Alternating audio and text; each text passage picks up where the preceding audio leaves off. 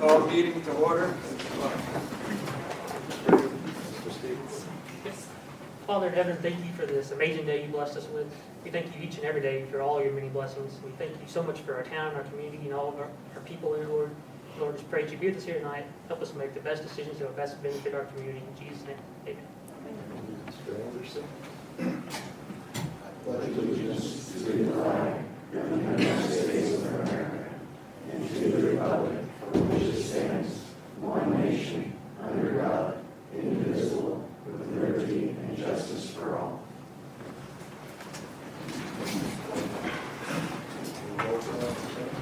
Michael Vanderhorn. Here. Laura Wagner. Here. Mayor John Krzyzewski. Humphrey Stevenson. Here. Murray Anderson. Here. All present. Well, thank you all for coming. We have basically a full house. Boy, what are we in for tonight? Looks good. Okay, hopefully we won't bore you with whatever we got going. Approval of the consent agenda. You guys looked that over. Approval of bills, city council meeting minutes, and the monthly department reports. Have any questions of it?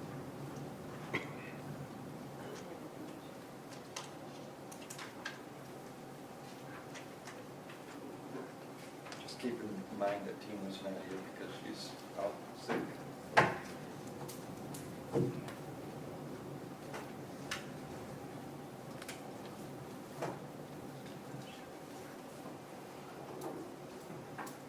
Wait on motion? Did you read through the minutes? Yep. Right. Make a motion to pass. Yes, Consent you. agenda. I'll make a motion. I'll second. Motion carried, second by Laura. Linda. Aye. Laura. Aye. Sorry. Aye. Okay. Okay, old business. Discussion of August 13th downtown food truck, music, and art festival with guest Phil Wages. Where is this Phil Wages? Yes, you should.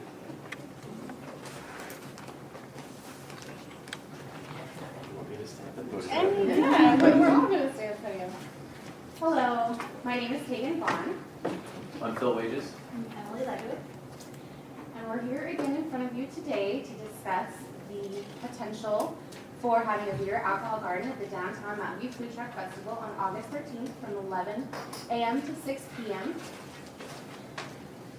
We have submitted a few documents to Shannon, one of which was this short summary document with a photo. And then the other document that was submitted was the caterer's license. I was calling it a picnic license last time. Right. The picnic license is actually for nonprofits or other organizations. Because Wages is a business, it's actually a caterer's license that you have to get to the state. So my apologies for the confusion on that. So we would like to kind of go through some of your concerns and questions from last time. We want to make sure that we get every question answered. So starting with liability. Phil Wages and Wages Brewing Company is going to be the manager of the beer alcohol tent and will be the responsible party and will be getting insurance through his insurance. Yes, so I've been in business for 6 years in August, and I've had $2 million of liability insurance during that whole time. I've had multiple events like this where we've gotten the insurer to give us a co-coverage statement to make sure we're all covered like we should be. And then on top of that, we will be getting event insurance separately for the entire event through Hometown Insurance. Any questions on that particular item? Will we have a copy of insurance? Sure. Yeah. You can submit it.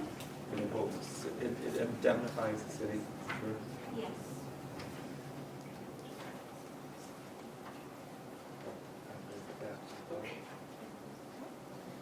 And then you had, let's see, so the about neighbors and whether or not they were in approval of this going forward.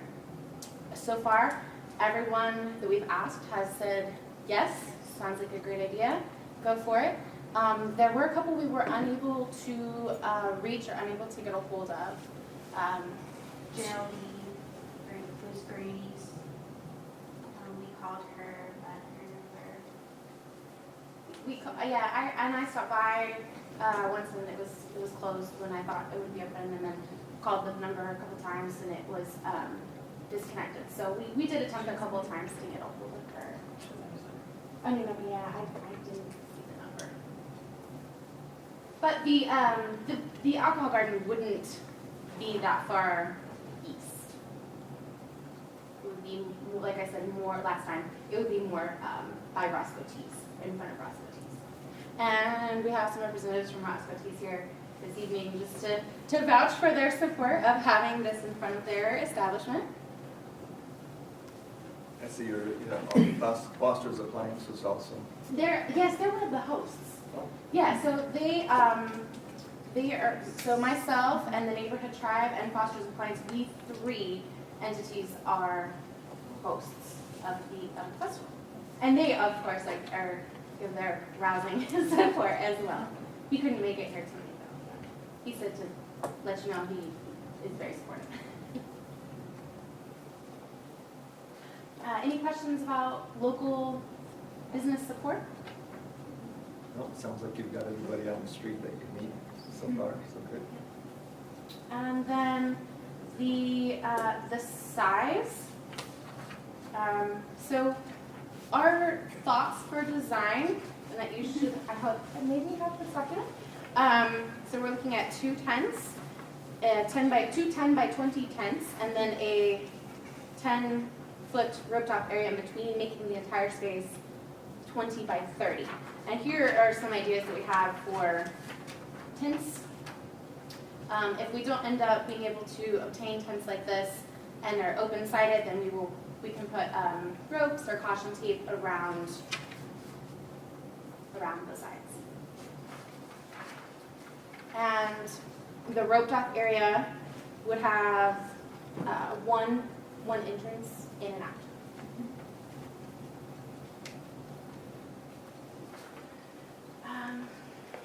Any questions about the size? Okay, so you're looking at 30 by 20. Yes. So it's going to take up 3 parking spots and go 20 feet and out from there, so into the street. Yes, So it will we're be also in the looking at, yes, Yes. okay. That makes more sense to me than a 12 by 12. Yes. Okay. It's going to be aesthetically pleasing, so. And we went out there and walked it, so I think it'll be perfect as far as where the road is closed. We have ample feet in front of where the beer garden is to the corner of the stop sign where Miller's is, in the laundromat, so there's plenty of room all around. And you're not going to block the steps that are in front of Correct. Roscoe's, correct? Mhm. Okay, good. No, we need them. We gotta get the barbecue. Yeah. So, the caterer's license you have in front of you it's pretty straightforward. What we would need to go with this to be submitted, again, remember this has a 21-day turnaround. So this gets submitted to the state. And with this, we would need a letter of support from the city. And that letter, we would need the exact location of the area specified. And we would, if you all were to approve this moving forward, we would need that letter very soon. Where would the alcohol be at in relation to the tents? It would all be served within the tent Okay. area. Of course, we would not allow people to leave it with alcohol in hand. Okay. And obviously, I mean, I know you put several of these on in West Plains. It's gonna be heavily patrolled and, Yes. okay. Yeah, that was just my only concern, is I just wanted to know where the alcohol was gonna be at and make sure that precautions are taken as far as roping it off, and making sure no minors slip in. absolutely, everybody would be ID'd and properly served. I mean, I could lose my license if that Yeah, wasn't yeah, true, yeah, so. like I said, I know you put on several of these, so. Just Are you clarifying doing for a limit? myself. I'm sorry? Are you doing a limit Um, amount? How many? I gotcha. That's not been a thing I've had to deal with in the past. Okay. Now, I know I'm responsible to cut someone off if they're obviously, I've experienced where people will come on premise at my business, they've already been drinking, so I know that they're already somewhere within that limit, and I have to be responsible for that, so absolutely. But honestly, my experience with these sorts of events is most people duck into the beer tent, they have a beer or two, and then they want to go back to the music or the food trucks. Having the beer tent kind of limits the amount of drinking they're going to do anyway. Mhm. If they were able to walk around, it might be a little different, but that's not going to be the case.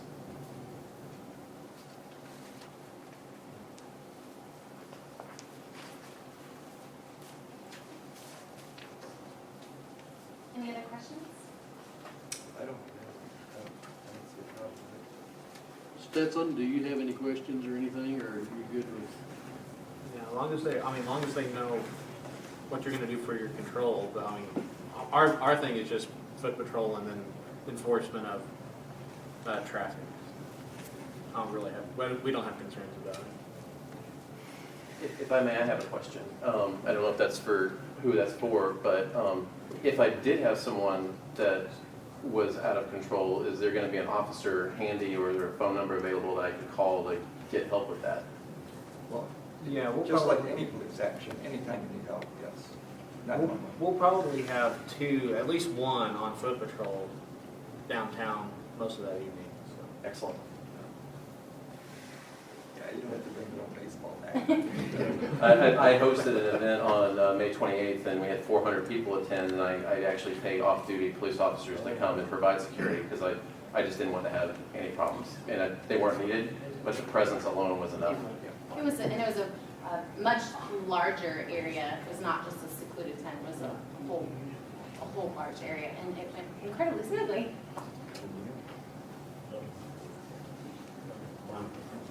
And you were talking earlier about having extra security and stuff for the complete event anyway, when you came in last time, so that wasn't an issue as far as. We, last time we were able to secure several volunteers who helped with that, and I think that's the plan again for this year. Okay. Deidre, do you have any concerns? I need to know from the council, if you approve it, how you want to do things like liquor license and business license. We don't currently have anything in place for either of those short term. I don't know how you want to figure out your sales tax stuff as far as a business license is concerned. We don't have anything special set up for temporary ones or food trucks or anything like that. So I'll need to know how you want to do allowing alcohol on the city property, which is normally not allowed, and then short-term alcohol and business sales in the town. Could we do that if we approve this tonight and they got their, Yeah, they just need the They 21 need it, days yeah. to send it off, and then you guys can decide kind of any time between now and then how you want to word what you want to do. What's the date? August 13th. Oh, it's right now. When's the next meeting? Mike? April 12th.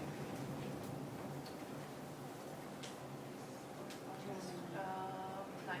Mhm. Constraint on how we could fit in everything to do that. Well, you guys would just need to have kind of an idea, let me know before that meeting, and I can draw something up, which we could do that meeting, but we'll need to know going into it so we can go ahead and get it passed before the event itself. I've done a little bit of potential research and legwork as to what neighboring towns and communities do as far as business licenses for one-day events, and I have a document here that. Do you have a one day or weekend? No one? You have one to the attorney? Oh yes, of course. Oh, I I think have nothing for single day. Used to. so. The only here, hold on. There you are. Thanks. Well, Ross, Roscoe's has But one. that's, Yeah, and that was the other thing that I brought Do up what? last week. They have Roscoe's liquor has, license. Roscoe's and he also has a liquor license in Howell County. Right, we just don't have anything from wages for the city of Mountain View, so I know that he's got one in West Plains and with the state and is clear with all of that. So it just depends on how you guys want to do it for Mountain View itself. If you want to just waive it for short-term stuff, if they're kind of sponsored by a business that has a liquor license, you can do that. If you want to set up some 2-day, 1-day, however you want to do that for both business license type things and liquor sales specifically. Hell, we've done that in the past with Pioneer Days as far as business license. We've just kind of, I think they just kind of haven't. because it was kind of As far- sponsored also in a sense by the city did never require it. So we just Right. waive it, period, for that event. Because it was again put on at the beginning with also the city. Why couldn't we just waive it, waive business license? I don't know about the sales tax license, what do we do? We don't collect sales tax during that event, do we? No, because it was again put on in the beginning It's helping the whole by the city. city, so they didn't. But now if a food truck comes in on a regular basis, Right. they have to, even for one day, we require them to do everything. But this is a per event thing, and if we just okay it for one event, that's it. It would just be on each basis of one. not- I think that would be fine, the same way that we'll get sort of a temporary change to the traffic ordinances so that the police can block off the streets and stuff like that. I think if you chose to just temporarily waive collection of that stuff, then you can do that. I mean, it's city enforced, so if you just choose not to enforce it, then you choose not to enforce it. And as far as the city business permit, I do have 2 downtown, so Right. that might help. You know, you've got one, I know that Roscoe's has one, And that's, then yeah. Chris and Kane, I have Yeah. a business too. Yeah. And this is for the city, it's for everybody, it's for the community, I should say. So it's, so really, we can pass, we can make a motion to temporarily waive it for that day, the sales tax and business license. And what do we have to do about the alcohol for the day? We could, I have to fill out a letter. Yeah, that's the license, the big, or we're approving. Here. caterer's license. And then for the city, as far as selling alcohol, I don't think you want to waive that. I think you probably want to come up with some sort of temporary thing for them to be able to sell without having to take one of the regular licenses. Right, because it'd be drinking in public too, we're going to allow it. Right. The city of West Plains is the only community that I found when I reached out to Willow Springs, Eminence, Winona, Van Buren, Somersville, Brush Street, and West Plains. West Plains is the only one that has the precedence for having a beer garden. And can you remind me what they charge? So the way it's worked with that and a couple of other events I've been part of is the application you're looking at here, that's the state. And then I file that, and then about a week later or so, I get a bill from the county. And it's just the $10, mirrors this, it's $10 plus another $3 because they like to throw in that extra fee. And then I get another bill from West Plains and I pay them $10 and it's just a mirror of what the state does. So I end up paying $33 in fees and everybody gets their license and everybody's happy. So that's what I've experienced before. So And city I- of West Plains charges 10. I was like, I don't know how different that would be for us because you have just a regular liquor license to sell in West Plains, don't you? Right. Right.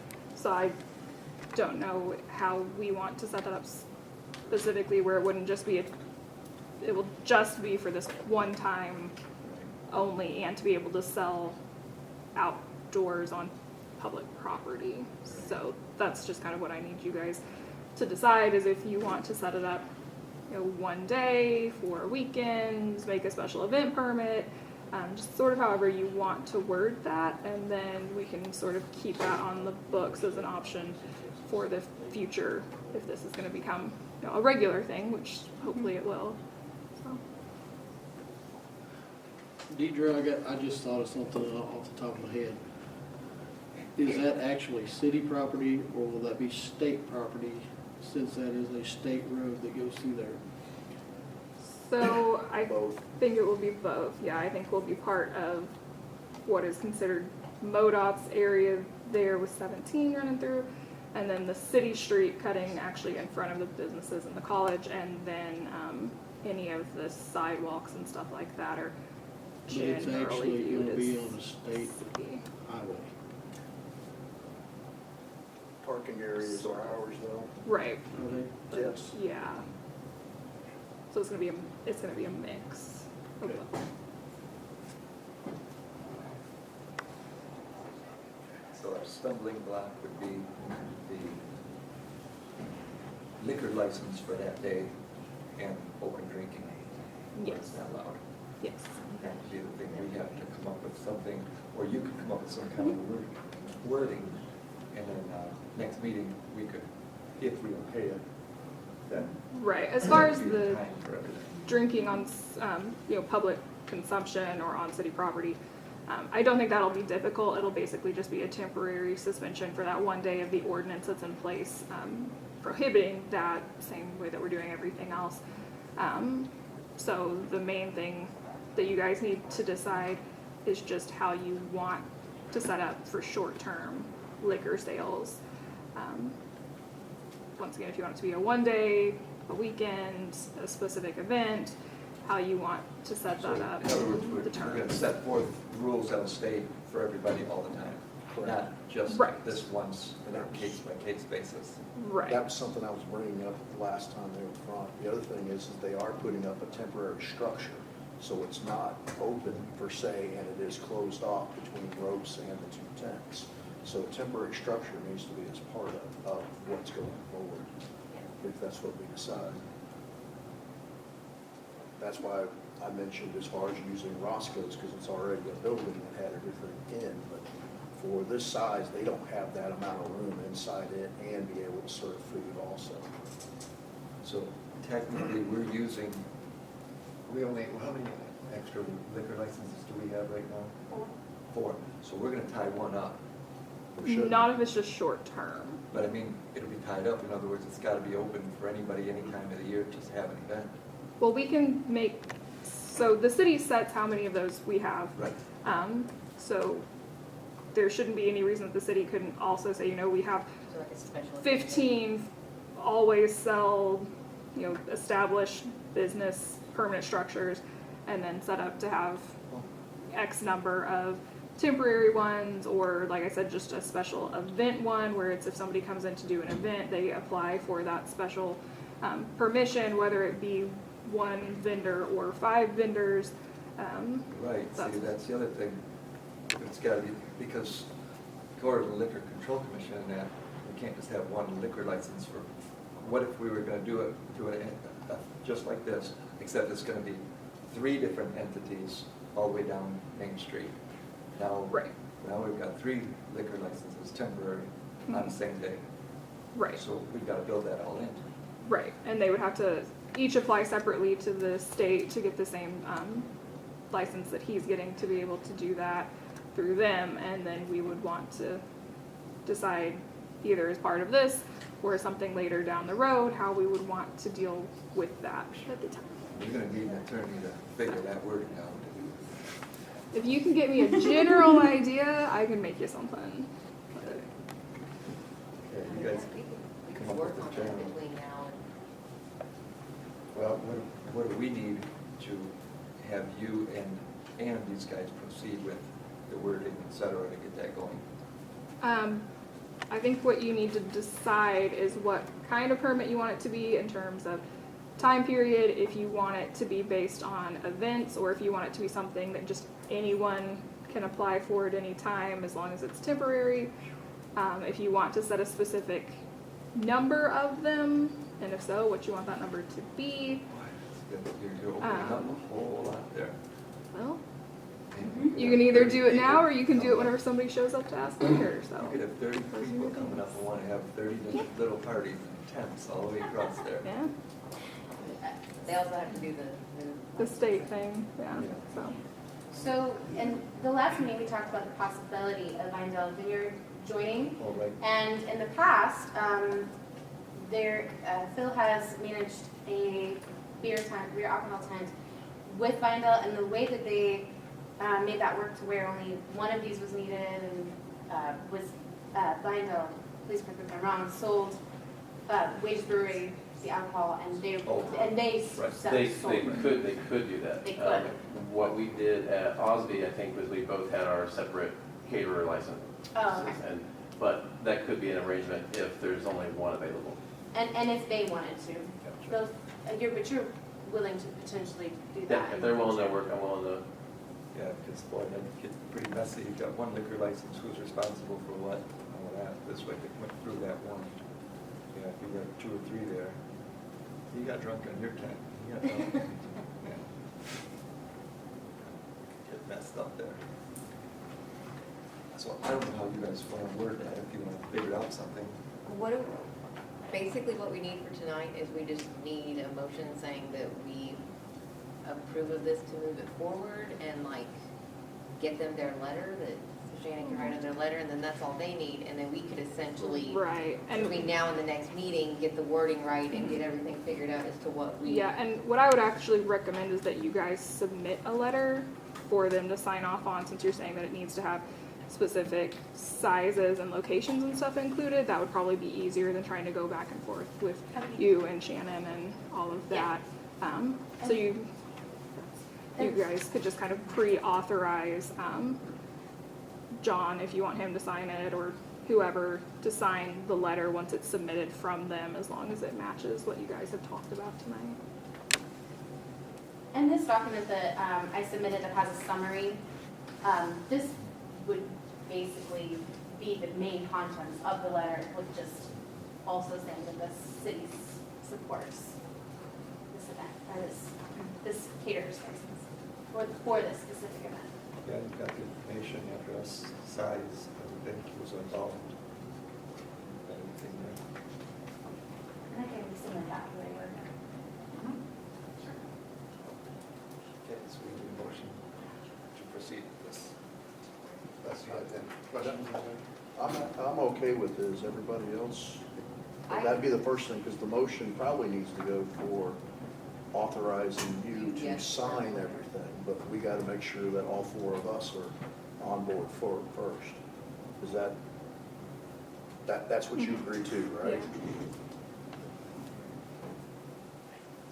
Entertain a motion as to such.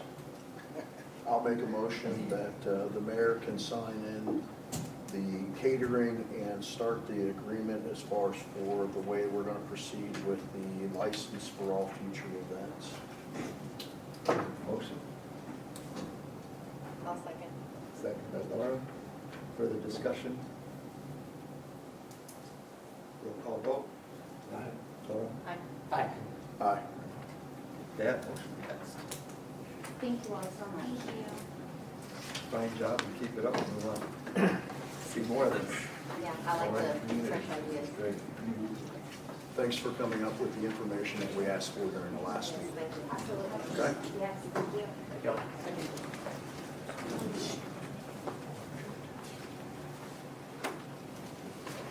Okay, we've got nothing else on the docket today, we want to go home. Oh, wait, we missed something. Okay, Alan Stocky, is it Stocky? Yes, that's correct. Okay, from Current Electric, wants to revisit the fiber installation for the city. Yes, thank you. So I wanted to start off this evening by apologizing to the council. I made a comment at the last meeting in regards to the language that was spoken by our crew, and I did not mean that in a derogatory way whatsoever. I understood there was a lot of conflicts between the last crew that was in town and some homeowners, and some of that conflict could have been resolved by speaking the same language. And so that's what I meant by it. And so if anyone took it the other way, I do apologize for that. The second part of my address to the council this evening is we are pleased to announce that Current Incorporated, known as Current Electric Heating and Air Incorporated of West Plains, Missouri, is officially a Missouri public utility, and therefore is being granted a number of different privileges in regards to running fiber optics down state highways and in municipalities. And so we are very much looking forward to working with the city and delivering fiber optic internet to Mountain View. So there will be a number of different things. We'll be working with the electric department in regards to pole rentals, different permit precedents that have been set in regards to drilling and right-of-ways, that type of stuff. And anyway, I just wanted to let you guys know sort of where we're at on that, and we really look forward to. And if you could provide us with all that information so that Yes. we have it, so that Of course. jumping the gun. Yeah, oh, absolutely. Great. So basically what he's saying is, just as US Cellular came through town and offered, now they can offer to the customers their services. And really, it's a public utility. And just, now that he's a public utility, he can do the same thing. And so can others. The only thing is, I don't know, but I believe the only limit would be like so many per pole, so many, when it comes up cable, overcrowding cables, et cetera. Then, let's just say there's 4 or 5 utilities on that pole already.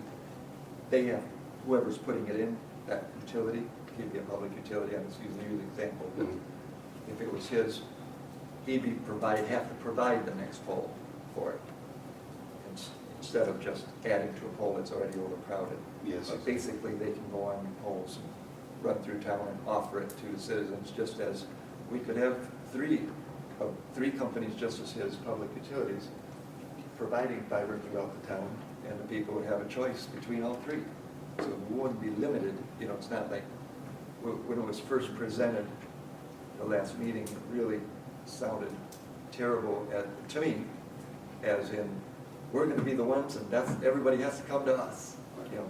Don't do that. No, But no. we're not limiting. We don't have a choice anyway, but it's a good allowance, because once they're a public utility, they can put it there. People can start signing on if they want. So can others, and they can compete, we'll have competition, et cetera. We see it also as an opportunity for the city. So our current arrangement with Palo Alto Electric Cooperative is $11 per pole per year. So there's an opportunity for some money to be made by the city in that regard. Of course, I don't know what you all have in place for permit fees or how that worked, in the past. But ideally, I'd like to fall under the same precedent that's been set by other companies, but we're happy to work with you guys on that. Lifting of the poles, there's no height clearance. It doesn't meet minimum requirements, of which we're pretty abreast of the rules for the state, and if there's any other ordinances that we require. For example, County Road 264 in Oregon County, we've got a stretch of poles that were too low, and so we're paying $11,000 to Hal Oregon to put in new poles to raise those poles. And so this might be an opportunity to, beef up some of the infrastructure in the town. Yeah, so It's a shared cost as per the new FCC, so depending on the situation, there'll be a shared cost, but. shared costs, as in, are you saying if you're heading for a neighborhood and there's no pole, we would have to pay for half of that pole? Well, actually, we would want to work with you where we would just go underground at that point. True. Yeah, I would But ideally not but like it to would buy need that pole either, but an Okay. existing pole that doesn't meet height requirements, then we can share together to raise that pole. And in a lot of cases, it winds up improving it because a lot of the poles are dilapidated. Usually if it's not meeting the height requirement and the pole is of a certain age, that it's ready for replacement anyway, I guess is what I'm saying. Right. I just don't want the city to take on stuff for one company in particular to benefit, and we're paying half of it for that. I absolutely understand that. Careful there. The interesting part is, so the next carrier that would come in, it would want to do You the would same right thing. there. Now they're lower, and so they're going to be raising more poles, that kind of thing. And we can work out the details as we proceed forward. Right now, when you go on the Howell pole and say it's $11 a year, another utility comes on that same pole, they're gonna pay Howell, Oregon $11, right? Yes. But they don't cost share with you. No, they pay an additional Still $11 per year. And that's per attachment. That's any screw we put into the pole. So if we mount the fiber and then we mount a fiber termination box below it, then that would be two mounts. And how's that work for underground? If you head to a neighborhood to go do underground? So there, in our experience, the only cost associated with underground is just any permitting that can be in place. What about right-of-ways? Because So- our underground utilities are pretty limited, and that's the same problem we ran into as far as the 5G and some of the other things that have come in. Mhm. So the right-of-ways that we have for the subdivision, and there's another place that we've got that don't have poles, it is really limited for that. And I would imagine you're probably not going to try to go through and get a right-of-way for every individual owner, but the right-of-way that the city has is limited. I understand. So the same sort of thing happens with the telephone poles and what we're experiencing right now, which is we do have to get right-of-way from the landowner as an easement for any aerial, we didn't get the right-of-way, be aerial trespass, what the other appropriate term is. And so if the pole is on private property, going across that private property, then we would need to approach that homeowner. And so the same thing would occur in your subdivisions where there's underground. If we have to go across the private property, or it looks like we're going to need to do that, then we would reach out to those people and seek that permission. But things, we're on the third phase of replacing every pole that was in the city. So there isn't a dilapidation problem that we have. Oh, That was gotcha. a I lot of was problems and hanging more out than- outside and I just noticed the one that was right Right there outside. across the street, so I apologize. I didn't fully assess the situation. Maybe big projects going over halfway done. Ready to start for. And, again, I'd like another added bonus to this. I don't know if you guys are taking down the old cable system, but that was one thing we worked out with the town of Alton, was the removal of the cable system to get that out of the way and to basically scrap it out. It was worth less in scrap than the time it took to take it down, but at least it's not up there and causing issues for your pole replacements. That's been done with the telephone project, correct? All the old cable system was already down as part of it? They've been taking it down as they go. Yep. When they encounter it, it comes off the pole. Thank you. And you realize what trouble they just went through with the very, very little underground that the US Cellular put in? Because they did mostly aerial stuff, pole to pole, et cetera. I don't know all the jargon, but they had to go from each one to underground. And we're talking hitting everything. And it's gonna be a nightmare, any and all underground work you do in this town, warning you. I understand. As per our last discussion, I understand we don't know where the utilities are exactly, and that can be difficult.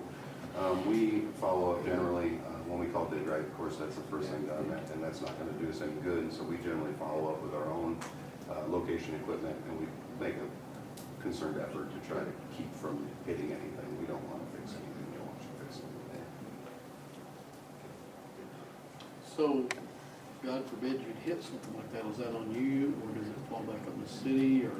It's unfortunately, to my understanding of the way that this is, it's if dig right is called and utilities are meant to be marked and they're not marked appropriately, then it's according to the person that owns the utility to repair or replace the fix. So obviously moving forward, I want personally, I want to see plans, I want everything in writing. No, yeah. And then I got a question for you. Who runs your Facebook page? It's a collected effort of individuals. You might want to monitor that Oh, okay. and to see how the messenger goes and to see how they portray themselves and the conversations they have with people and how they use the name of the city of Mountain View. Oh, okay. I'm so sorry. I didn't. I've got a screenshot. You're going to have fiber there, but City of Mountain View is not playing nice. Have your customer tell the city they want current fiber. We are ready to start building there in 1 month if we can get city approval. That is how your company has been represented And that was to me. a private message or a public message? Well, it was posted publicly. It was a private message and then it was posted publicly. But regardless, that's how your company looks to me right now. I see. And so that looks pretty poorly when you come in and the way you presented yourself at the first meeting. And I'm just speaking as far as business to business, because that's what this is. It was very poor representation. And then to be given an ultimatum at the end of the meeting, and then to be told that you're gonna go to head to Willow Springs next. You were on that agenda to go to Willow Springs, and then no one showed up. That's correct. I'm not We- impressed with what I've seen. Sure, so then I can explain the situation for Willow Springs if it's relevant, but we take care of our customers first. And if that takes the head of the company out there climbing a tower to do that, and we don't show up for a meeting, then that's what we're going to do. Any phone calls that, I'm sorry. Were they notified? At 5:30 when they were not in business, no, there was no one there to answer the phone, unfortunately. That's my personal take on that, but regardless of, I want fiber in this town, I do. I want it to move forward, we need to progress, I mean, fiber is the logical next step. But I want everything in writing, I want plans, I want contracts, I don't want someone to just sit up here and say, we're gonna do this and this and this, and then to just leave and none of us have anything in our hands. Like, something like this is gonna be as big an undertaking as this is. I want everything in writing. I want maps, I want diagrams, I want the whole 9 yards. Absolutely. Would the city be willing to share the plans and maps that were submitted by US Cellular before they move forward so that we can copy that same? Well, that was before my time. She's not speaking from experience, but I will. And they didn't have any plans, and the administration didn't require or even request any, that administration. So there's nothing to show, and anything they did do was, it'd be irrelevant at this time because a lot of mistakes were made. And mostly on their part, but at the same time, I'll say that the city didn't know where all the utilities are. And we're working to correct that. And once you are in town and or getting your plans together, we'll give you our liaison who will help work with you on the plans and know where you can share information so that we have the least amount of boil orders and shutdowns and brownouts. Absolutely, right. And to address Laura, the fiber manager, Jay Key, will, of course, engineer out the whole plan and have that available before we start. Yeah, and I would expect that of anybody that wanted to do fiber. Like I said, Yeah. we want to work with you guys, you know, there's nothing in it that's just, we just want to plow into town and go crazy or anything like that. We really do genuinely care about how we deploy, what we can do to help the city as we deploy, what we can do to, you know, help the city with costs. And of course, this is a little bit interesting territory for us, so there may even be an opportunity for a sales tax situation with the services that are delivered in town for some additional revenues for the city as well. We'll have to kind of cross that bridge together to figure out how that looks. We want to be in this together with you, not headbutt against you in any way whatsoever. And that's our attitude going forward. I guess I need to apologize on behalf of the company for saying that the city wasn't playing nice. I think that was probably some inappropriate wording. I felt that you all were very cordial at the time. We certainly have a lot of different questions and things, and we're all in sort of uncharted territory. And so I feel that your questions were appropriate, and I will find out who had that to say and make sure that there isn't any more negative publicity like that brought out about this going forward. That'd be appreciated, thank you. You guys have any questions for them? The last time you were here, I was asking about contracts and other things too, but there is a lot of things that are different here than what are at Alton and Summersville. So there is going to be a lot more.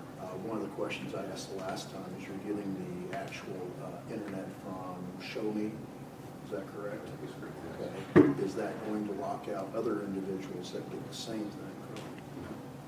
Okay, because that I believe that, yes, not only do we need it, but we also need the competition in other places that come forward as far as for that. Absolutely. And To that's my knowledge, we're not exclusive with Show Me in any way that I know.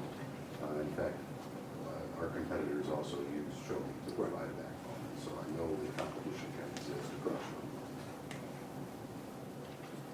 that itself is going to be a way that can keep prices. Competition is the best thing. It isn't the laws and regulations that come with the city or a state or even anything else. It's done by competition. Ellen, if you don't mind, I just want to check and see if there's anyone in the audience that has any questions or anything. I mean, that they can direct their questions at us, but he may be able to answer a question if you have one better than we Absolutely. could. Yes, please. Is it? I definitely got some questions. Yes. For all of you that don't know me, I'm TNT, Brian with TNT. Also the one that's blackballing the area for fiber grants. Yes, sir. I'd like to know just a few quick things about the like speeds, pings, things that you're expecting to see out of your service, or maybe you already have some in Alton? Yes, we have, Yes. so we have 5 different lines that we have running right now for fiber to the home projects. And all those projects use a passive optical GPON network. And so our ping times to Cloudflare, for instance, 1111, run in the 7 to 9 millisecond range, and that's consistent to the home. Speeds are guaranteed on hardline for whatever we sell up to the edge of the internet. And so we have run our own speed test servers on our edge. Right. Of course, once you hit the internet, you're at the mercy of the internet, now that net neutrality is dead. So that being said, we guarantee our speeds to our speed test servers, packages starting at 50 over 50 for $65, 100 over 100, 250 over 250, and 1,000 over 1,000, with a caveat on 1,000 that some devices are only capable of 960. Gotcha. I was just trying to reference the fastest internet known to man. Yes, so absolutely. So we have the capability to run direct line fiber to you as opposed to being on the GPON network. And so we can actually backbone straight to the data center in St. Louis and provide up to 100 gigabits per second through our network. And so that would be, as far as my knowledge is concerned, in existence, the fastest internet known to man. So those capabilities in that statement is true.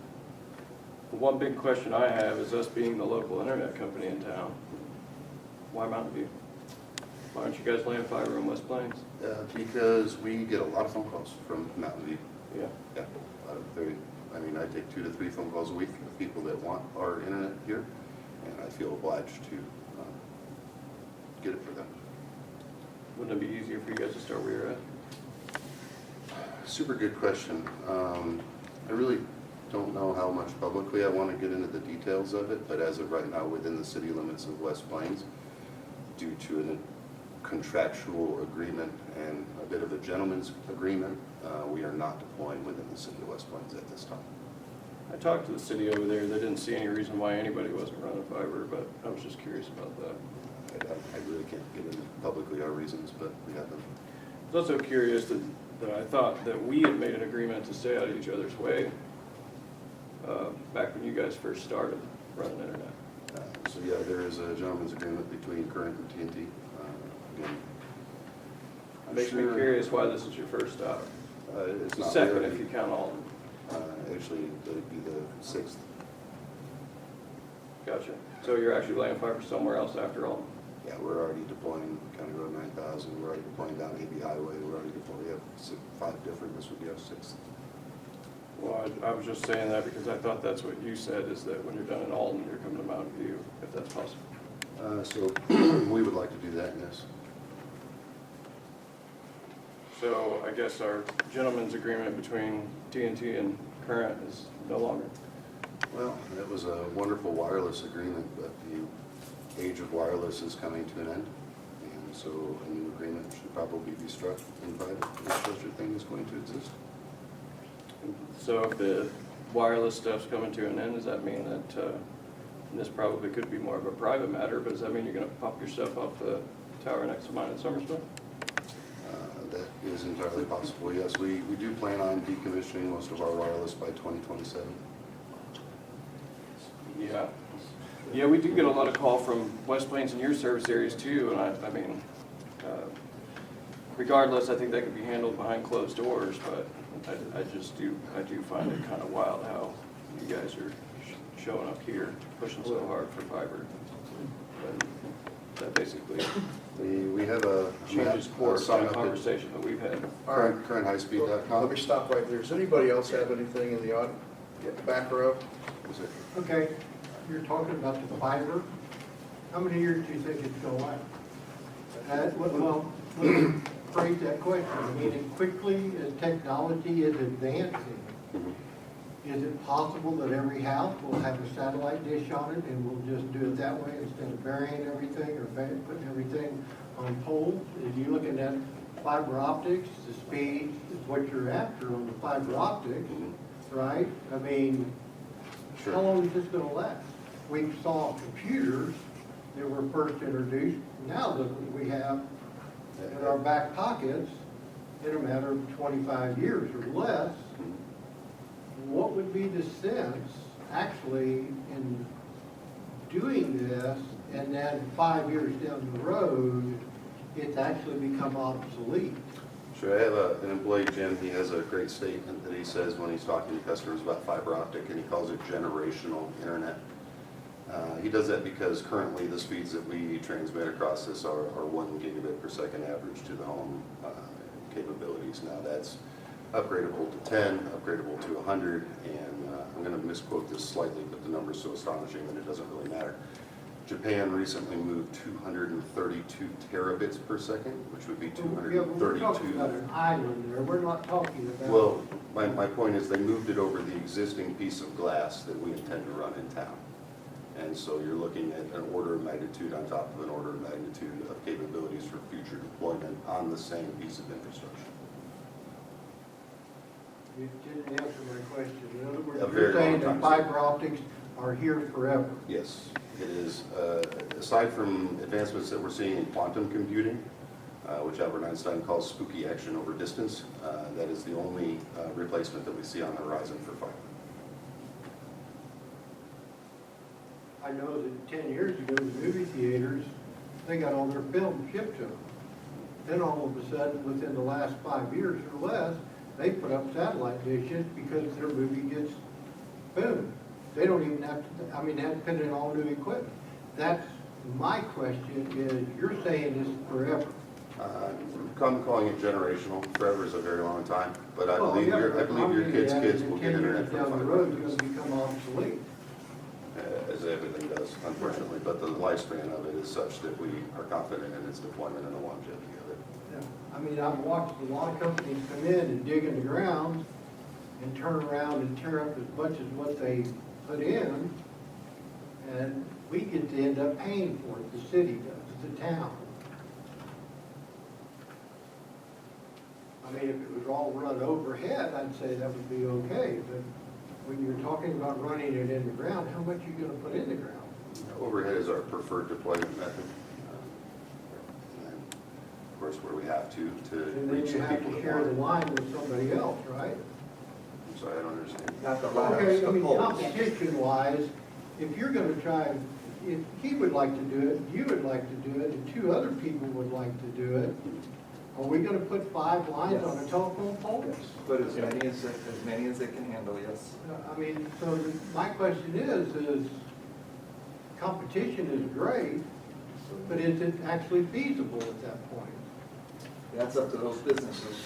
That's up to them. If they want to have 6 different businesses, if there's room for all of them up there and they're competing for all of our business, really we win, that the customer will win in that situation. Right. The town might not look real good with all the draping of the cable everywhere, but we'll definitely have internet to every house and competitively, very competitively. Dog eat dog is what that would be. And that's why I was hoping that we would end up with putting in a community line and then have internet companies or providers such as yourselves bid on servicing the city with it. Just as we do with electric, we own electric lines and poles in the town, but we let different companies come in and we make agreements with them for so many years to provide us with electricity. It's scary to just have someone so-called bulldoze their way in and just put it where they want, what they want and all that. But we have to comply as well. FCC rules, et cetera. We're not going to argue there.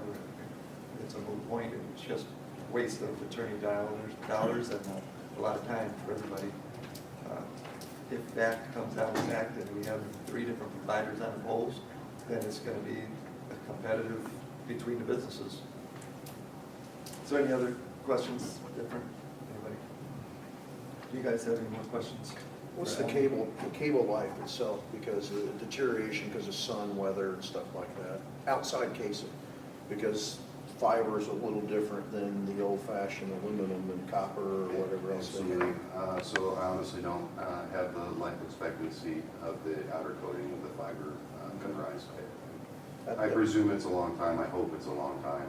Because that's a lot of expense for. We are buying specifically aerial fiber designed to be in hair, and so I'm assuming it's a UV coating and will have good longevity.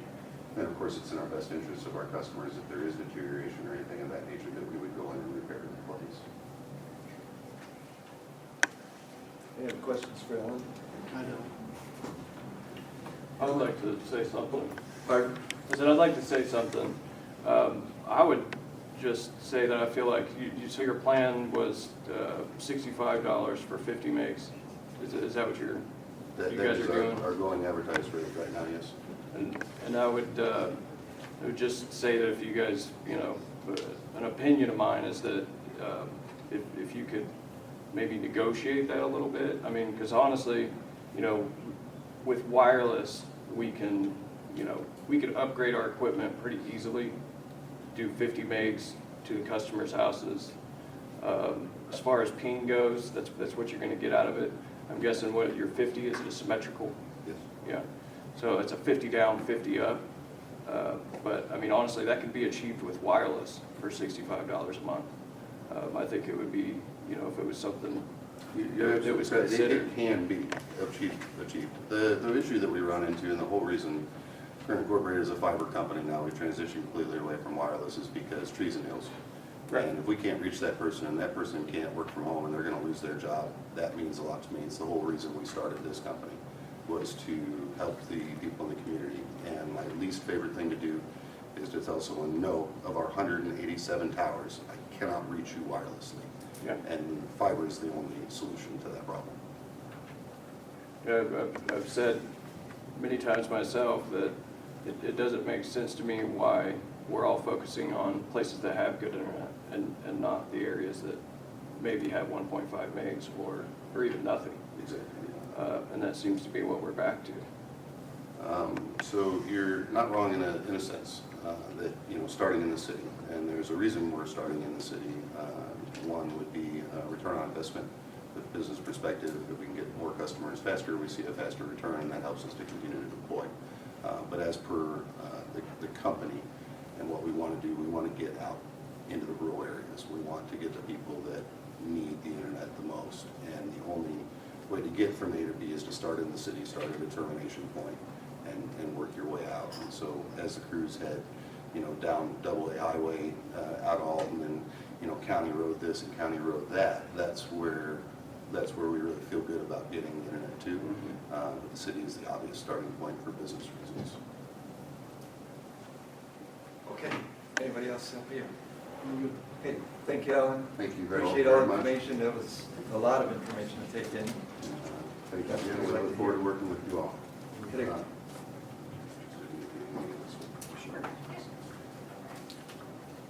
Okay, next, we're going to move on to new business.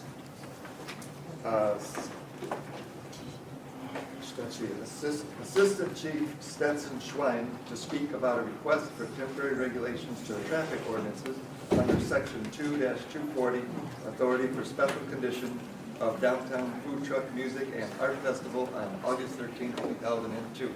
So I'll be quick and short. So that pretty much sums it up. So for the festival, we're going to have on August 13th, the police department is asking the board to make a temporary exemption for regulation for traffic ordinances. So the police department can enforce special circumstance traffic ordinances during the event. This would be from Elm Street, all through all the downtown area, the Elm Street, Oak Street, Pine Street, which would be Highway 17, and then all the entrances to that First Street area from the parking lots, down by the gazebo and stuff like that. So it's basically the same. It's the same ordinance we used for Pioneer Days, just the traffic. So do we need to make a motion to okay that we enforce or put in place that? Yeah, it's to make a temporary exemption to regular traffic ordinance. We basically enforce special ordinances. Normally we wouldn't enforce special parking on the street or something, or like trying to drive down the streets. But if we deploy road closed signs and vehicles go around it, we need to be able to enforce that you can't drive on that particular street, even though our ordinance book now says, yeah, you can drive down city streets, but if we say, no, you can't, then we'll go around it, so we'll enforce that, so. All we need is, have a motion to do just what he said. Oh, yeah, I'll make the motion to do what Stetson said. I'll second For a second, any discussion? I'd ask for a lot more if I would Yeah. have proposed that. We cite that with the clerk at a later date. I got I'll have a full list. Roll call vote. Aye. Aye. Aye. Less road signs though, right, than what Pioneer Days, you're only looking at about 5 or 6? Is Yeah, that yeah, a correct? lot Good. smaller area. It won't go up Oak Street or like Yep. down behind Walls or whatever, just that front section. Thank you. Thank you, sir. Okay, now we bring Mr. Abbey up here for discussion. Wait, Trish. Names. Oops. Just for public knowledge, what are the times that that section from Granny's to UPS will be closed? I know that you've approved that with MoDOT, but just so we can have our street department be ready for that, what is the times that the road's going to be actually closed? Because I know it's 11 to 6, but what did you approve with Yeah. them before and after? I believe it was 7 a.m. that morning, but I'll need to double check Okay, my paperwork. I think it was the original paper that I dropped off to you guys, has the time on it. okay. But I want to say it was 7 a.m., 7 or 7:30 a.m. 2, wasn't it 8? Yeah, I just wanted to make just sure. in case for breakdown. Okay. I just wanted to double check so we could prevent a message. Thank you. Okay. I'm sorry, didn't mean to interrupt you. Dave. Okay, Dave, now we'd like to have you come up, if you would. I know we, as in you, have been working on this and discussing with us at length in the past. And you have come up with the final numbers that we all agreed to in the past as well. If you could just go over that with us real quick. Okay. Well, as you know, some of you, it's been 7 years since we raised our last trash rate. And some of these other cities have just raised theirs like a couple of years ago. And they're probably going to be doing raising again. Once they get their landfill tipping fee, which I've been told is going to go up $47 a ton. And with fuel doubling and cost of everything skyrocketing, these other towns, we're just trying to play catch up. I mean, currently we're charging $12, where these other towns are like around $15 or $16. And we're providing a full recycled pickup. And these top 4 on this comparative rate, they don't even provide recycle. Correct. So, And that's just trash only? do what? That was just trash only? Yeah. Okay. The only other town in our area that provides recycle is West Plains. West Plains and Rolla, city of Rolla.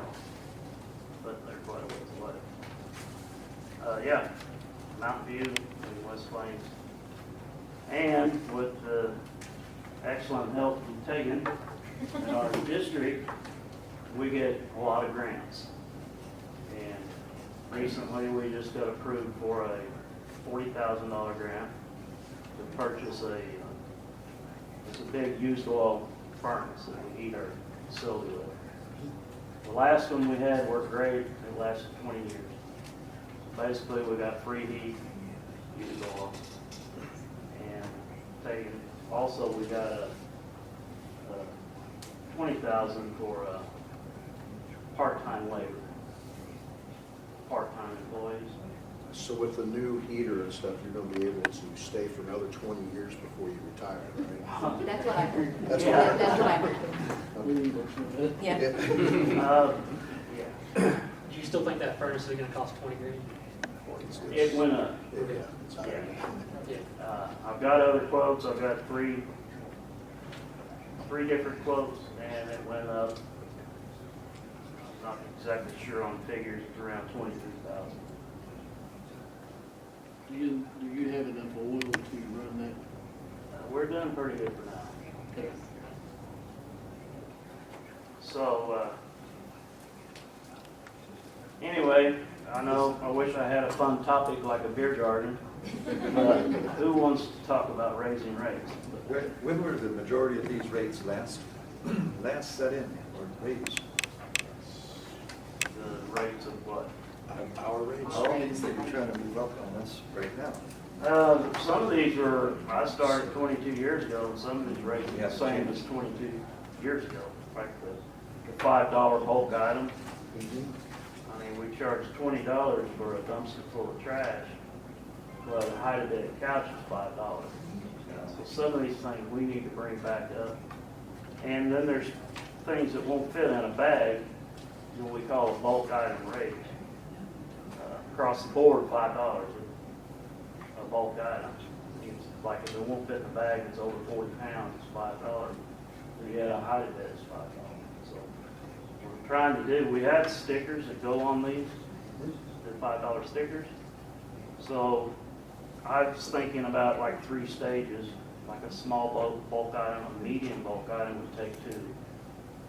A small one would still be $5. And something large, you know, like couch or a big heavy couch or like a king size mattress, we're going to have to. I put in one of these where we charge for like a medium or small, medium, and large. In the bulk items? Yeah. Okay. And 5, 10, 20. Yep. our back to our comparison rate. We tried to go, maybe if we went up to $18. So right now we're at $12, and our recycle bags cost $3. So we're operating on $9 per household, where these other towns are at 16, 15.75, and 15.25. In 7 years, our tipping fees are, for everybody that knows, that the fees that it costs for us to transport trash from here to another holdings facility has doubled. Is that correct? Pretty close to that, right? Well, we were paying $38, and now they're going 47 a ton. But they raised that a time or two since we Well, raised our we were, rates. we signed a 3-year contract Okay. with West Plains to go to the transfer station. Then they haul it to Hartville, which is our landfill. At one time, we were going to Hartville, and we found out with the wear and tear on the trucks and all the fuel and the tires and everything, we were far much better to go to West Plains. And in the long run, it was a lot better. We saved, it cost us more, but we saved a lot more in the cost. So, anyway, there's no way we would truck it all the way up to Hartville in a little trash truck. So now, you've got tipping fees right now, are another 3-year contract with them? Is that what you're saying? Are we locked in to where In we don't December, have to raise rates in the Yeah. next 6 months or next 2 years in again? December, they're going to 47. So we know that, and Yeah. you're adjusting for that now. Yeah. And So- are you adjusting for the fuel? Well, our fuel cost is more than doubled. So our fuel's gonna go up at least 20,000 this year, if not 30. And last year, we had budgeted 20,000 on fuel. So the price of diesel has got up over $5 a gallon. You know, it wasn't too long ago, we were paying like $2.80 or in the $2 range. Yeah, our fuel has went up, our tipping fees is going to go up 18 to 20,000. And then we just have to,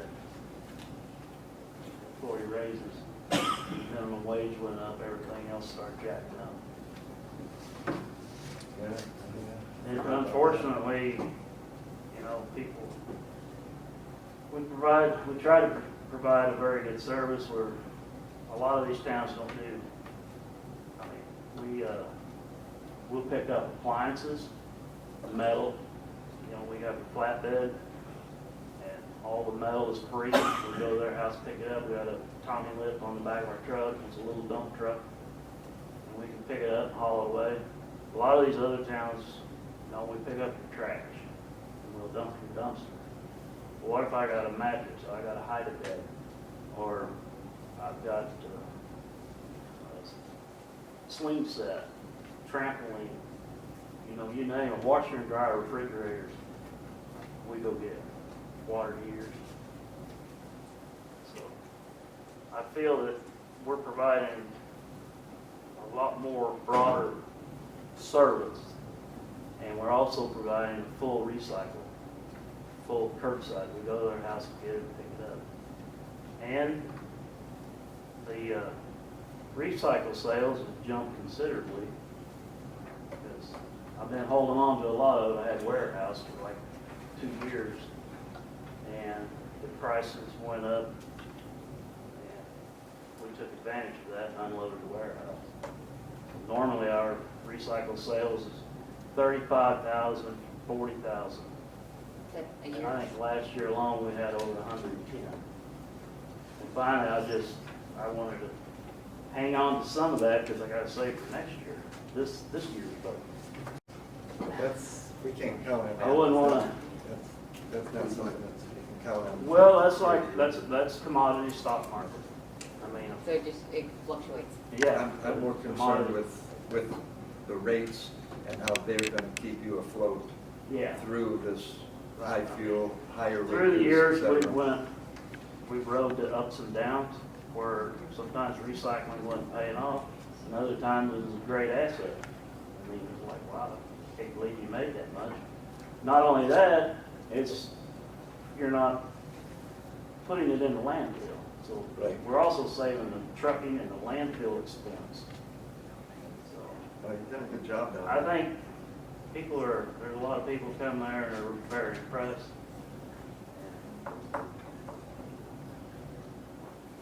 But trying to, like I was saying with these other rates that we're comparing to, they don't offer all the service what we're offering. So even if we go to $20 and we're giving them a $3 roll of bags, we're still operating on $17. Correct.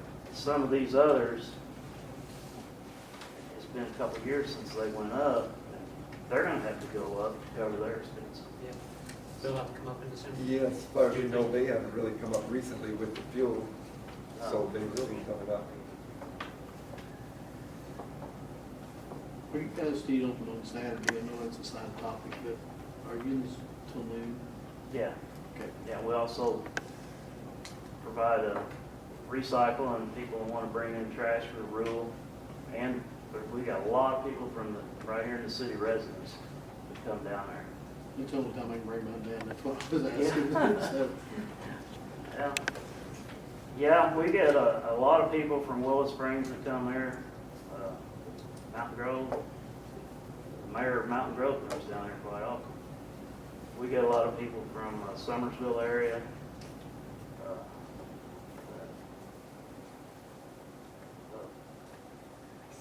From a lot of the surrounding communities.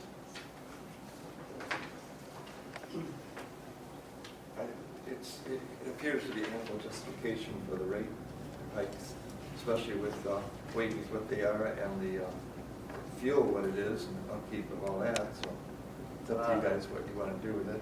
I think it's probably need to go up. $5 a week ain't very much for trash. Well, per his recommendations that he has listed here. Next motion is such, we'll pass it through. I make a motion that we raise the rates as Dave has so generously and provided all the information for, which means now when would the starting date of that be? I believe those rates are set by ordinance, so I think we'll need to do a new ordinance for it, so it'll be after the ordinance passes. Adjust the prices. To adjust the prices with, so it'll be the next meeting that we'll have to actually approve that ordinance? Right, if you want to do both readings in the same meeting, then it'll be next So week. the motion is that Deidre puts together. Yes. I make a motion that we proceed with changing the ordinance, whichever this is, what is it, 60.136, 38? 8 or 9. to reflect what the new rates will be in order to keep that department afloat. I will second that motion. Any more discussion? Dave said- Roll call, vote. Whoa. Wait a minute. Can I ask a really good question? Yes. Why don't the customers using the service buy their own reclaim bags? Instead of the city giving us bags, why don't you just have people buy their own? Well, most of the time, people won't buy the bags, but if they're offered to them free, they'll go ahead and use the service. But then we have people that you sign up and say, no, I don't want the recycle bags, so they have a cheaper rate. And then they come in and start asking for bags, and then how are we gonna know who's paying for it? Yep. I mean, across the board, if it's provided there, people are using it. Probably 9 out of 10 houses use recycle. And I think it would just probably kill our recycle program. Okay. Because the people would just, nah, I ain't doing that. Well, I can understand that, I just We curious. also have a 3-bag limit. So it gives them an incentive to, you know, you're gonna have to pay, if you got 4 bags, you're gonna have to pay $1 for that extra bag. Or if you have 3 bags of recycle, well, now you're gonna have to pay $3 extra that week for those 3 bags. So they save money in the long run by recycling. No, it makes perfect sense, but I'm just curious, because we did it differently in California. Peggy? I have a question. I work out of town. I leave here at 7 in the morning. I don't get home at 4:30 or 5.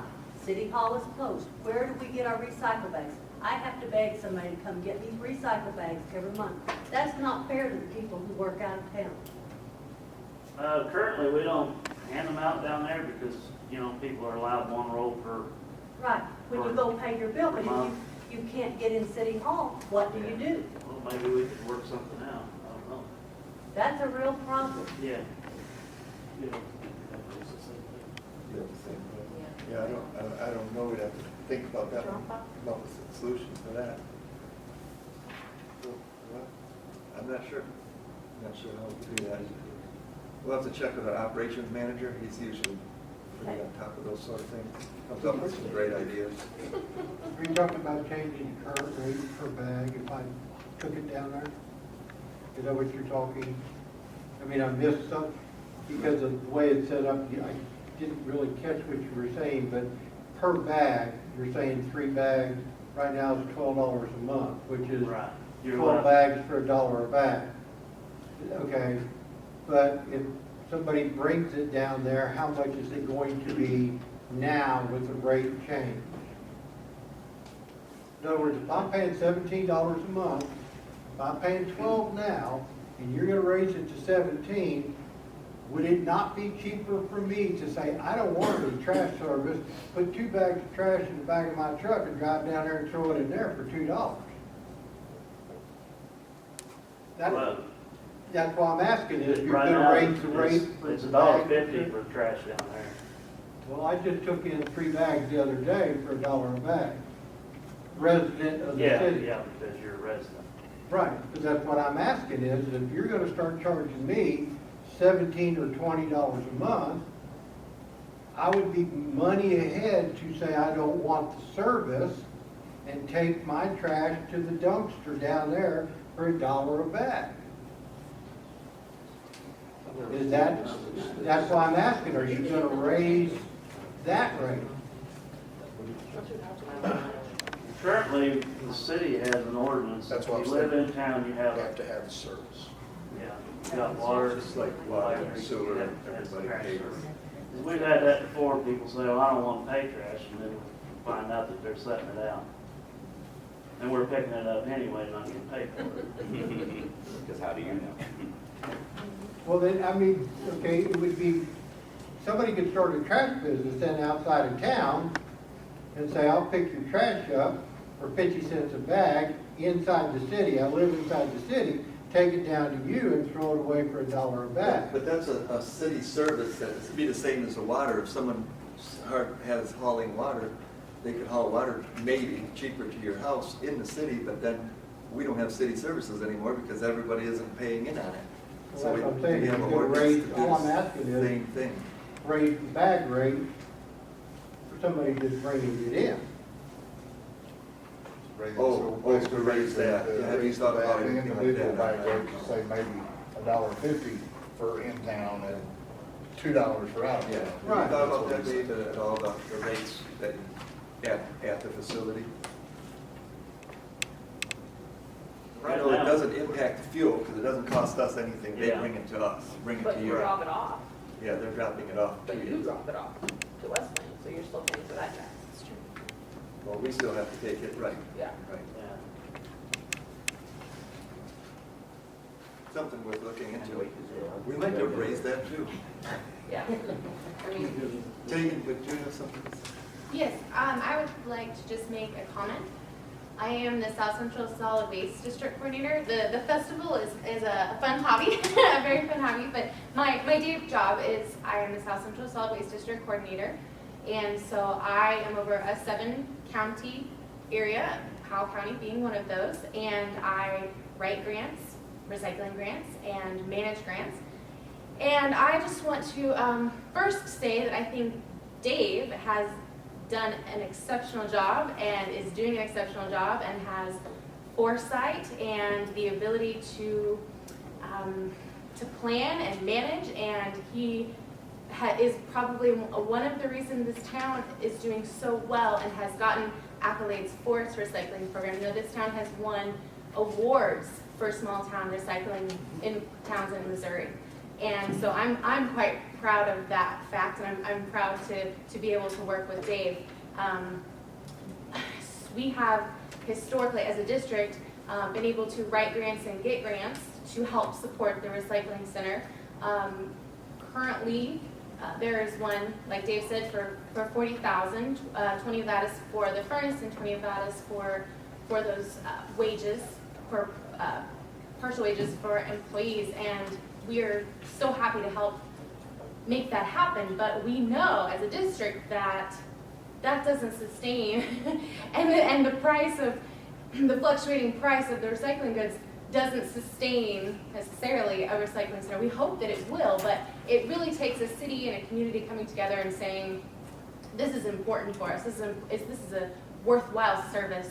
And so as wages go up and as prices go up, as fuel goes up, it really, from the seat that I sit, it does take raising prices to keep these types of programs afloat, which this town, in my opinion, should be very proud of. Thank you, Dave. And I agree with you. I think the whole board concurs with you. Dave's doing a very good job. Excellent. For the next 20 For the years. next 20 years, I'll make that motion. yeah, I'll second. Okay, we have a motion on the floor, seconded. Any more further discussion? Roll call vote. Laura? Aye. Give me something to do. The other good thing about the recycle is it keeps that amount of waste out of the landfill. Yeah, people are amazed when I show them the warehouse and just open it, thinking the first word is wow. I dive for a living and I'm enjoying that more, but I pull out more trash, and when you get down to the oceans, it's nothing but plastic bottles. And we actually have islands floating around in our oceans that are bigger than this town. So, Ken, are you gonna look into possibility of raising them other rates and maybe also get with somebody and figure out on the bag situation to, if any or whatever? Yeah, those two things. Yeah, it's, That'd be a good thing to look into, because we do have to take care of everybody if we can. Okay, thank you very much, Dave. Thank you.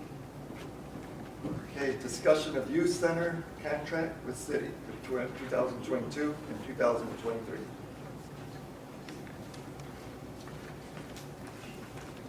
How are you guys? Good, how are you? All right. I'm not sure what you guys want me to discuss. We have the president for the Mountain View Family Youth Center, and we have very much been thankful for your guys' commitment to supporting our youth programs in your efforts for maintenance with the lawn care and with the electric. So we would love to be able to continue that as we are continuing to work together. You guys still offering all of the after-school, before-school programs? We are not able to offer childcare any longer. We are able to do all kinds of after-school sporting activities, opening gyms, skate nights, all those kinds of things, crafting times. So it's a service that the childcare just was not really being utilized, and so it wasn't worth the effort any longer to be able to continue down that road. And so we're opening up to lots of other options at this point. Questions?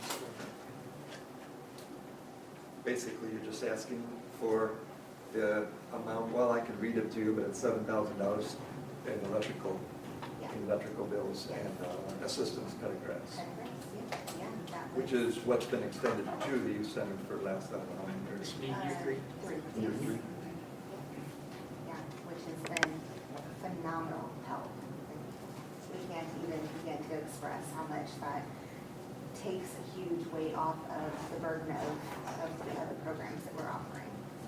I remember roles reversed coming before the board when I was on the youth center board and begging for help with the electric bill. So Yes. This is one of those things that makes sense to give back to the youth of the town.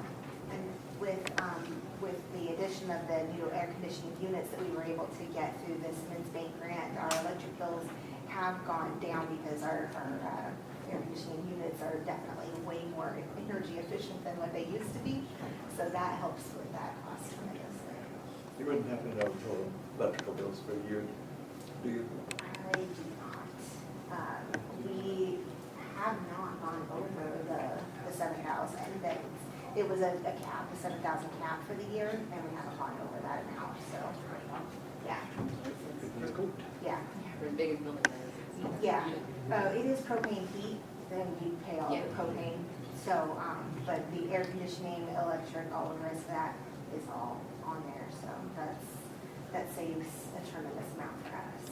And is that including, when we say electric, the utility services, that water, that's My understanding is it's just. Just electric. just electric? Yeah, so we're Okay. paying the trash service. We the basically water, do a sewer. balance adjustment of the electric on. Yeah. Okay.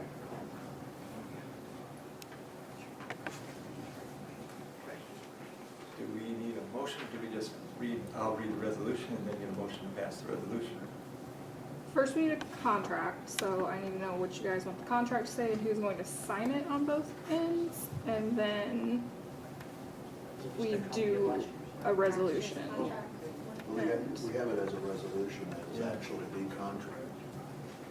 Then that would be last year's contract, which is actually the contract from the year before, because nobody told me they were doing it last year. All this is just a resolution. So- with the new date on it. Okay, There was never a contract done last year that I ever saw. there was, because it just got passed from the mayor's seat to Okay. whoever was signing for them, and I distinctly remember it for reasons. But so we need to do a new contract every year because it only lasts for a year at a time. And have it re-signed by the city, depending on whatever terms you guys want, and then re-signed by the youth center, whoever's going to be signing for them at the time. I don't know who that is for you guys now. Somebody from the board.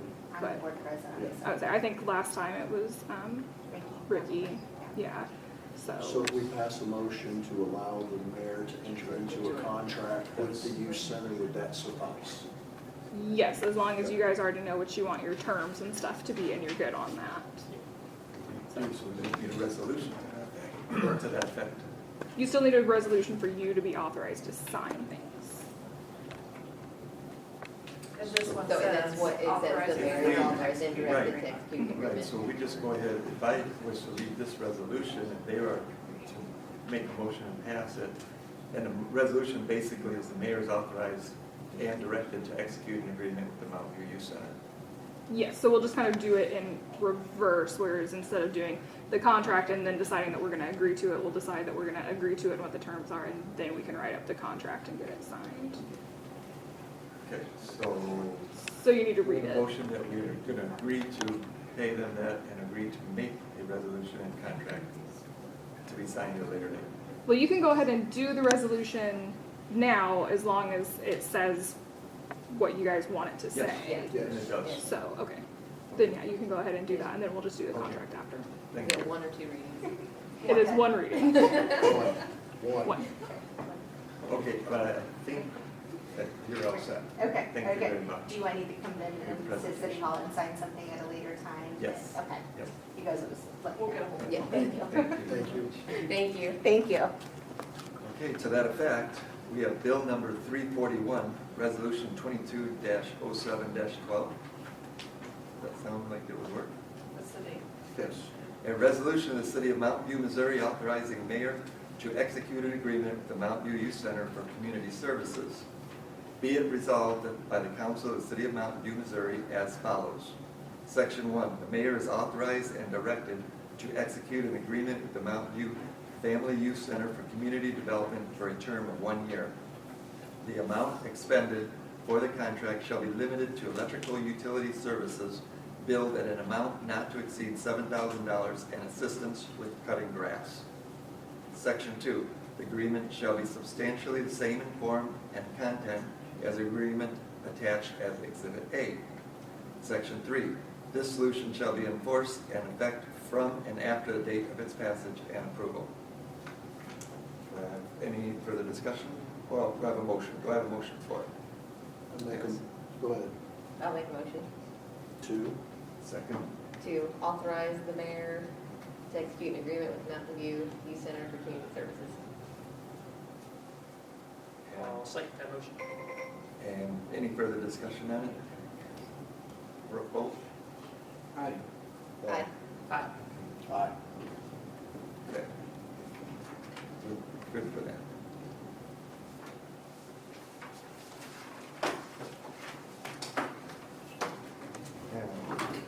Now the important stuff. We have some things to discuss in closed session in a little while. I'd like to take a few minutes first to see if there's anything in the audience anyone needs to bring up for the good of the order. Yes, ma'am? I have a concern. There seems to be a lot more panhandling at Walmart. Is there a law against it? We Or, passed an ordinance years I ago. mean, can they put up a sign?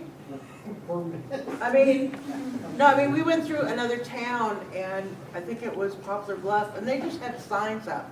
No panhandling, Are those, solicitation, whatever. are those signs from the town? No, they were just plain signs.